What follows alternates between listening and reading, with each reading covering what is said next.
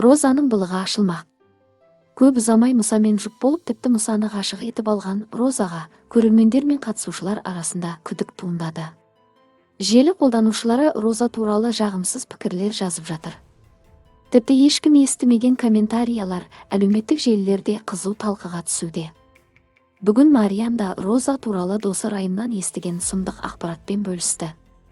Мұны естіген Роза өзін ұстай алмай Марияммен ұрысып, тіпті Мариямға айқайлап жіберді.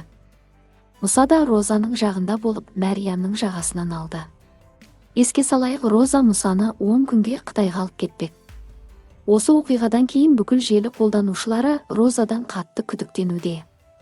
Еске салайық, Райымның Қытайдан келген үміткері Райымды 10 күнге Гуанчжоуға алып кеткен болатын. Тіпті Мадина Қытайдағы жігіті Асхатпен Райымға жәбір көрсеткен болатын.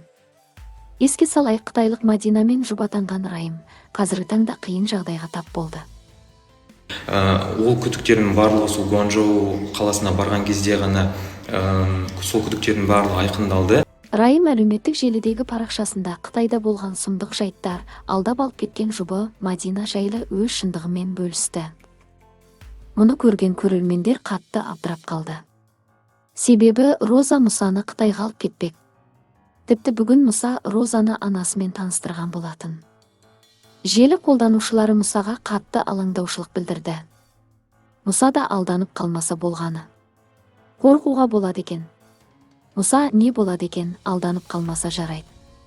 10 күнге алып кетті ғой Роза, түріне қарасаң барлығы әдемі, но Мұсаларда тез басталып кетті. Жұптыққа ата-анасымен таныстыру. Розада сау сиырдың боғы емес ау осы.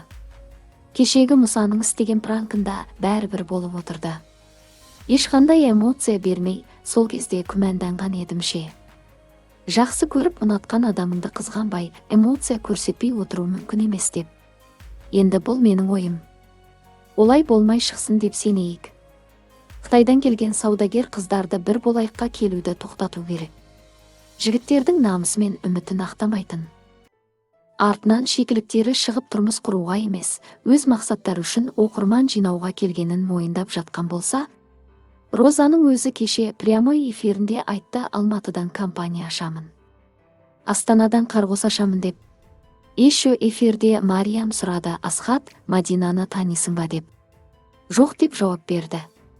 Мен лично кеше тиктоктан видеоларын көрдім. Бір дастархан басында отырғандарын. Асхат как обычно домбырамен өлең айтып отыр деп жарыса жазды көрермендер. Еске салайық, көрермендер әлі де жарыса жазуда. Мұса мен Роза Қытайда не істемек? Бұл туралы алдағы уақытта білетініміз анық.